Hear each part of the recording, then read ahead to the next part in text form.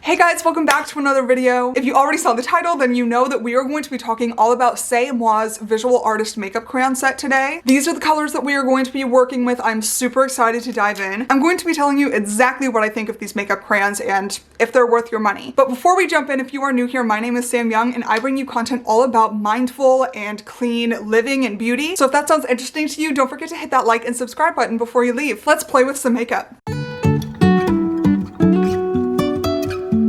Okay, so I've got my notes here. The brand itself was founded in 2018 by a woman named Jessica Tang. And the thing that I find so interesting about this brand is that it really, when you look at their website, is kind of geared toward tweens, not even full-blown teenagers. They say that their products are great for young, delicate skin types. I think it's been gaining a little bit more traction in a larger market recently, especially in the clean beauty market, because they claim to be pretty clean on their website. So it says no animal testing, which is great. They're cruelty-free. It's clinically tested makeup, and they have skincare too.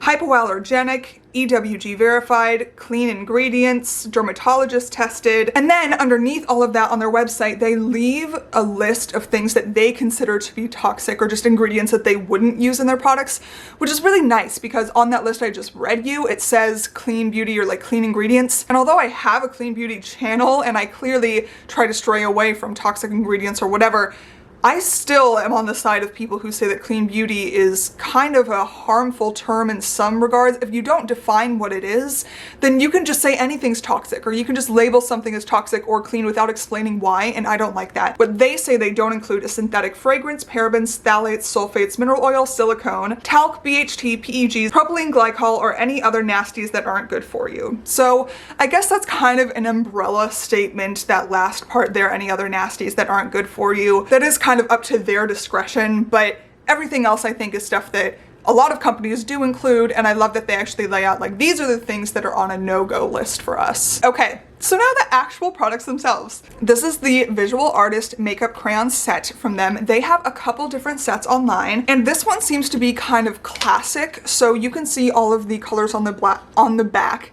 There's black, red, blue, green, yellow, and white. So I'm going to start by swatching all of these on my arm for you guys so you actually get kind of a baseline of how all of the products look. And I'll also tell you their given names because they're not called red, black, yellow, blue. And then we'll hop into the look that I'm kind of thinking about making today. I have a vision in my mind of what I want to do with these crayons, and so we'll get into that in a second. I was falling through the air.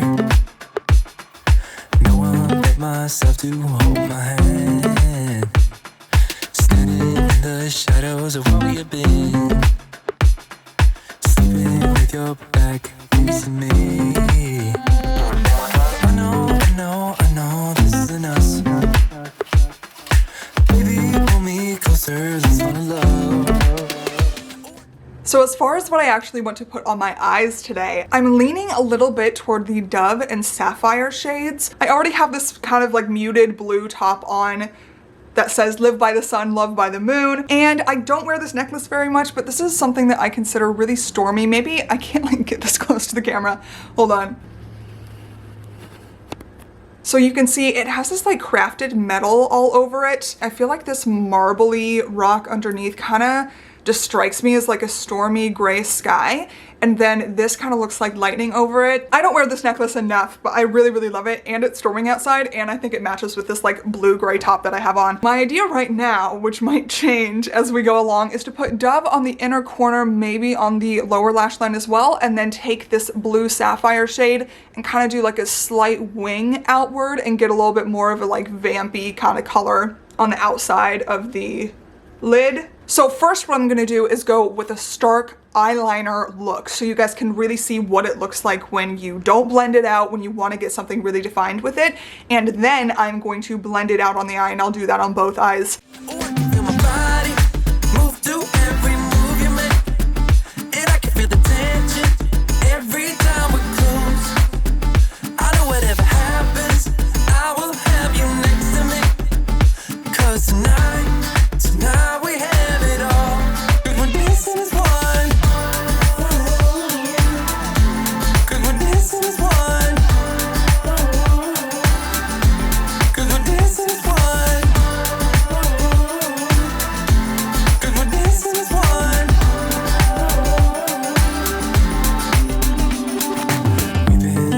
two places all at once. Wish that what we said would come on. Well, there's one thing I have discovered about these crayons, and that is you cannot blend them. This is what they're looking like up close, and they are still looking really patchy. And I think this is truly the best that I can do. They truly just dry down so fast that with a brush, with my fingers, with anything, you can't really move them more than like half a centimeter in any direction. However, that being said, if you know that about these crayons and you're okay with that, then I think you can get a lot of use out of these. I will say that formulation wise, once one of these crayons touches your skin, it warms just to the right amount where it's not like liquidy and all over the place, but it also isn't stiff. It doesn't hurt my eye. I mean, the formulation is just stunning. They do dry down very much matte. I mean, I could not move these if I tried. And interestingly enough, I do think you can blend like two colors together. I think the line between the blue and the white here is relatively blended. The way that I would recommend applying these crayons, if you want to have any kind of gradient effect with them, whether it's between two colors or just using one, I would starkly apply in every single area you want color, leave distinct lines, and then just go in with your finger afterward and pat over the lines. I think you can soften the edges of them, but as far as blending them all around the eye, that is not going to happen, and they truly get super, super patchy if you try to do that. But I don't even want to fault the product for that because I don't think that's what they were intended to do, you know? I really want to try putting just a little bit of this white at the center of this lip look. Ooh, that's pretty. Okay, so my overall thoughts on these products, if you are thinking about getting them as a consumer, is that they are worth your money. They are insanely cheap for high pigment products that are likely gonna stay on your face all frickin' day. I have not done a wear test on this channel yet, but I would love to do one in the future. It's kind of later in the day right now when I'm filming, so maybe I'll do that some other time, but I have heard from other people that these last. Also, it's colorful, clean beauty, and honestly, a couple companies like Aether, for example, are starting to branch into that with their eyeshadow palettes and such, but I really haven't seen a whole lot of colors like this that are free of so many nasties, as they would put it on their website. They are also completely matte, which is another thing that you don't see too often in clean beauty. Any kind of drying products like that usually involve like clay or something that kind of strips the skin, and frankly, I don't feel like my eyes are dried out right now, which is a really good sign. And overall, these crayons just really inspire some creativity in me that I don't always see from makeup nowadays. Obviously, I still adore makeup, that's why I have this channel, but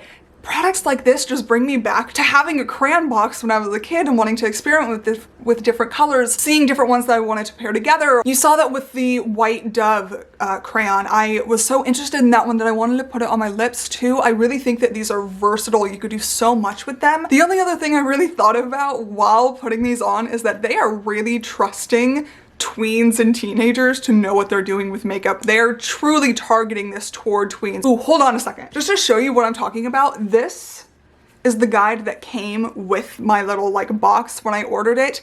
This is a teenager. This is the kind of like design that I would think of when like marketing to tweens and teens. And it's just crazy to me that they are marketing something this powerful to teenagers. If you place it somewhere you don't want to place it, I don't know how you're getting this off your face when you're 12 or 13 years old, you know? But for this community that is just all about clean beauty and fun and experimenting with makeup, these are really going to be something that I am going to bring up a lot on my channel, I think, now when I go for colorful, fun, dramatic looks. And that's it for this video, guys. Thank you so much for tuning in and watching. Don't forget to hit that like and subscribe button down below before you leave, and I'll see you in the next one.